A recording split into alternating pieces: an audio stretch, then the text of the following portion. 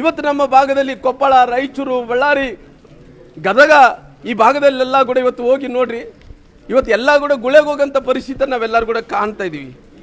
ಹಂಗಾಗಿ ಇವತ್ತು ಮುಖ್ಯಮಂತ್ರಿಗಳು ಬಹುಶಃ ಅವರು ಒಂದು ಕಡೆ ಕನಕೋತ್ಸವವನ್ನು ಮಾಡ್ಕೊತ ಇದ್ರ, ಒಂದು ಕಡೆ ನಿನ್ನೆ ಮೊನ್ನೆ ಬೀದರ್ಗೆ ಹೋಗಿದ್ದು ಬಿಟ್ರೆಗಿನ ಈ ರಾಜ್ಯದಲ್ಲಿ ಎಲ್ಲಿ ಕೂಡ ಪ್ರವಾಸ ಮಾಡ್ತಾ ಇಲ್ಲ. ಅವರು ಈ ರಾಜ್ಯದ ಮುಖ್ಯಮಂತ್ರಿಗಳು ಏನು ಅಂದ್ಕೊಂಡಾರ, ಬೆಂಗಳೂರಿನ ಮುಖ್ಯಮಂತ್ರಿಗಳು ಅಂದ್ಕೊಂಡಾರ, ಅದೇ ಸರ್ಕಾರ ಅಂದ್ಕೊಂಡಾರ. ಬಹುಶಃ ಬೆಂಗಳೂರೊಂದು ನಾನು ನನ್ನ ವಶಕ್ಕೆ ಪಡಿಸ್ಕೊಂಡ್ರೆ ಬಹುಶಃ ಕರ್ನಾಟಕ ರಾಜ್ಯನೇ ವಶಪಡಿಸ್ಕೊಂಡಿದ್ದಾನೆ ಅನ್ನೋಂಥ ರೀತಿಯಲ್ಲಿ ಬೆಂಗಳೂರೊಂದೇ ಕಾನ್ಸಂಟ್ರೇಷನ್ ಮಾಡ್ತಾ ಇದ್ದಾನೆ. ಹಂಗಾಗಿ ಮುಖ್ಯಮಂತ್ರಿಗಳು ಎಲ್ಲಿ ಕೂಡ ಹೊರಗಡೆ ಬರ್ತಾ ಇಲ್ಲ. ಹಂಗಾಗಿ ಇವತ್ತು ಕನಕೋತ್ಸವ ಮಾಡ್ಕೊಂತ ಅವ್ರ ಕ್ಷೇತ್ರದಲ್ಲಿ ಇವರು ಕುಂತಾರ.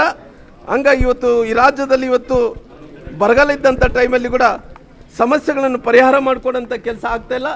ಒಂದು ಏನಂದ್ರೆ ಇವತ್ತು ಕೇಂದ್ರ ಸರ್ಕಾರ SIR ಮಾಡಿದನೋ, ಆ SIR ಮಾಡಿದಂಥ ವಿಚಾರದಲ್ಲಿ ಅಧಿಕಾರಿಗಳನ್ನು ದುರುಪಯೋಗ ಮಾಡಿಕೊಂಡು ಅದು ಯಾವ ರೀತಿಯಲ್ಲಿ ಪರಿಹಾರವನ್ನು ಹುಡುಕೊಡ್ಬೇಕು, ಯಾವ ರೀತಿಯಲ್ಲಿ ಬೋಗಸ್ಸನ್ನು ID ಕಾರ್ಡ್ಗಳು ಮಾಡಿಕೊಡ್ಬೇಕು, ಯಾರಿಗೆ ಸ್ಥಳ ಇಲ್ಲನೋ, ಯಾರಿಗೆ ಮನೆ ಇಲ್ಲನೋ, ಯಾರಿಗೆ ID ಕಾರ್ಡ್ಗಳಿಲ್ಲನೋ, ಯಾರು ಬಾಂಗ್ಲಾದಿಂದ ವಲಸೆ ಬಂದಂಥ ಎಲ್ಲರೂ ಕೂಡ ಇವತ್ತು ಎಲ್ಲರೂ ಕೂಡ ಬೇರೆ ಬೇರೆ ಕಡೆ ಓಡೋಗ್ತಾ ಇದ್ದಾರೆ. ಎಲ್ಲರೂ ಭಾಳಷ್ಟು ಮಂದಿ ರಾಜ್ಯಕ್ಕೆ ಬರೋಂಥವ್ರಿಗೆ ಅವ್ರಿಗೆ ಸನ್ಮಾನ ಮಾಡೋಂಥ ಕೆಲಸ ಈ ರಾಜ್ಯದ ಮುಖ್ಯಮಂತ್ರಿಗಳು ಮಾಡ್ತಾ ಇದ್ದಾರೆ. ಹಂಗಾಗಿ ಇವತ್ತು ಯಾವ ರೀತಿಯಲ್ಲಿ ಅವ್ರಿಗೆ ಟ್ರೈನಿಂಗನ್ನು ಕೊಡೋಂಥ ಕೆಲಸ ಆಗಬೇಕನ್ನಂಥದ್ದು ಇವತ್ತು ಸರ್ಕಾರ ಮತ್ತು ಮುಖ್ಯಮಂತ್ರಿಗಳು ಈ ರೀತಿ ನಿರ್ಧಾರಗಳನ್ನು ತಗೊಂಡಂಥ ಕೆಲಸ ಮಾಡ್ತಿದ್ದಾರೆ. ಅದಕ್ಕೋಸ್ಕರ ಈ ಸರ್ಕಾರಕ್ಕೆ ನಾನು ಪೂರ್ಣ ಘಂಟಾಘೋಷವಾಗಿ ಈ ಸರ್ಕಾರಕ್ಕೆ ಇವತ್ತು ಅಂದರೆ ಮಾನ ಮರ್ಯಾದೆ ಇದ್ರಿಗಿನ ಇವತ್ತು ಜನರ ಕಷ್ಟದಲ್ಲಿದ್ದಂಥ ಟೈಮಲ್ಲಿ ಸ್ಪಂದಿಸಂಥ ಕೆಲಸ ಆಗಬೇಕು. ಮುಖ್ಯಮಂತ್ರಿಗಳು ಬೆಂಗಳೂರನ್ನು ಬಿಟ್ಟು ಇವತ್ತು ಇಡೀ ಕರ್ನಾಟಕ ರಾಜ್ಯದಲ್ಲಿ ಓಡಾಡಿ ಇವತ್ತು ಬರಗಾಲ ಇದ್ದಂಥ ಟೈಮಲ್ಲಿ, ಅತಿವೃಷ್ಟಿ ಇದ್ದಂಥ ಅನಾವೃಷ್ಟಿ ಇದ್ದಂಥ ಟೈಮಲ್ಲಿ ಇವೆಲ್ಲನೂ ಕೂಡ ಸರಿಪಡಿಸಂಥ ಕೆಲಸ ಮಾಡಬೇಕು. ಯತೀಂದ್ರ ಸಿದ್ದರಾಮಯ್ಯ ಇವತ್ತು ನಗರಾಭಿವೃದ್ಧಿ ಮಂತ್ರಿಗಳು ಏನಾಗಿದ್ದಾರೋ ಅವರು ಇವತ್ತು ಆಗಿರೋಂಥದ್ದು ತಪ್ಪನ್ನಂಥ ವಿಚಾರವನ್ನು ಹೇಳಿದ್ದೀನಿ. ಸರ್ಕಾರ ಅದ್ರ ಬಗ್ಗೆ ಕೂಡ ಕ್ರಮವನ್ನು ತಗೊಂಡಂಥ ಕೆಲಸ ಆಗಬೇಕು. ಇವತ್ತು ಮಂತ್ರಿಗಳು ಎಲ್ಲರೂ ಕೂಡ ಯಾವ ರೀತಿಯಲ್ಲಿ ಕೆಲಸ ಮಾಡ್ತಾ ಇದ್ದಾರೆ ಅನ್ನೋಂಥ ವಿಚಾರವನ್ನು ಕೂಡ ಉಲ್ಲೇಖನ ಮಾಡೋಂಥ ಕೆಲಸ ನಾನು ಮಾಡಿದ್ದೇನೆ.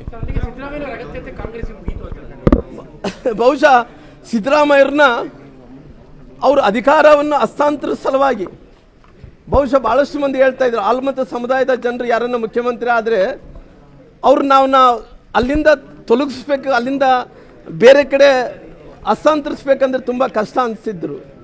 ಬಹುಶಃ ನಮಗೆ ಗೊತ್ತಿರೋಂಥ ಪ್ರಕಾರ ಸಿದ್ದರಾಮಯ್ಯರು ಮುಖ್ಯಮಂತ್ರಿ ಆದಂಥ ಟೈಮಲ್ಲಿ ಅವರು ಮುಖ್ಯಮಂತ್ರಿ ಸ್ಥಾನವನ್ನು ಬಿಡಲ್ಲ ಅಂತೇಳಿ ನಾವು ಕೂಡ ತಿಳ್ಕೊಂಡಿದ್ವಿ. ಆದರೆ ಅವತ್ತಿನ ಪರಿಸ್ಥಿತಿ ಏನಾಯಿತು, ಅವರು ಮುಖ್ಯಮಂತ್ರಿ ಸ್ಥಾನವನ್ನು ಬಿಡಬೇಕಾಯ್ತು. ಹೌದು, ಬಿಡೋಂಥ ಟೈಮಲ್ಲಿ ಅವ್ರನ್ನ ಯಾವ ರೀತಿಯಲ್ಲಿ ಅವ್ರನ್ನ ಮುಖ್ಯಮಂತ್ರಿಗಳು ಹೋಗಿ ಯಾವ ರೀತಿಯಲ್ಲಿ ಪ್ಲೀಸ್ ಮಾಡಿದರು, ಯಾವ ರೀತಿಯಲ್ಲಿ ಕೈ ಮುಗಿದ್ರು, ಯಾವ ರೀತಿಯಲ್ಲಿ ಅವ್ರನ್ನ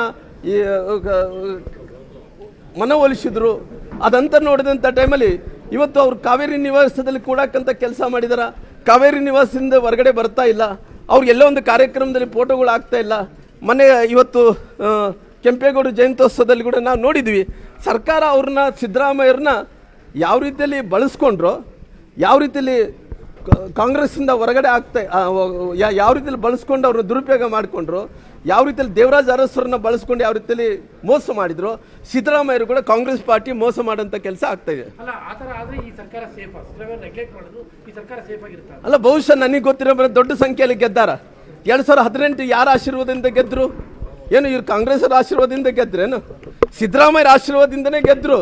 2023 ಯಾರ ಆಶೀರ್ವಾದದಿಂದ ಗೆದ್ರು? ಸಿದ್ದರಾಮಯ್ಯರ ಆಶೀರ್ವಾದದಿಂದನೇ ಗೆದ್ದಂಥವ್ರು. ಇವತ್ತು ಸಿದ್ದರಾಮಯ್ಯರನ್ನ ನಿರ್ಲಕ್ಷ್ಯ ಮಾಡೋಂಥ ಕೆಲಸ ಮಾಡಿದ್ರು. 2023ಕ್ಕೆ ಈ ರಾಜ್ಯದ ಜನರು ಇವತ್ತು ಸಿದ್ದರಾಮಯ್ಯರನ್ನ ಆ ಸ್ಥಾನದಿಂದ ಇವತ್ತು 28ಕ್ಕೆ 23 ಚುನಾವಣೆಯಿಂದ ಗೆದ್ದರು. 28ಕ್ಕೆ ಏನು ಅವತ್ತು ಸಿದ್ದರಾಮಯ್ಯರನ್ನ ಮುಖ್ಯಮಂತ್ರಿ ಅಂತೇಳಿ ಜನರು ಓಟ್ ಹಾಕಿದ್ರು, ಆ ಮುಖ್ಯಮಂತ್ರಿಯಿಂದ ಅವ್ರು ತೆಗೆದಿದ್ದಕ್ಕೋಸ್ಕರವಾಗಿ ಅದನ್ನ ಯಾವುದೇ ರೀತಿಯಲ್ಲಿ ಕೂಡ ಜನರು ತಕ್ಕ ಉತ್ತರವನ್ನು ಕೊಡೋಂಥ ಕೆಲಸ ಮಾಡ್ತಾರೆ.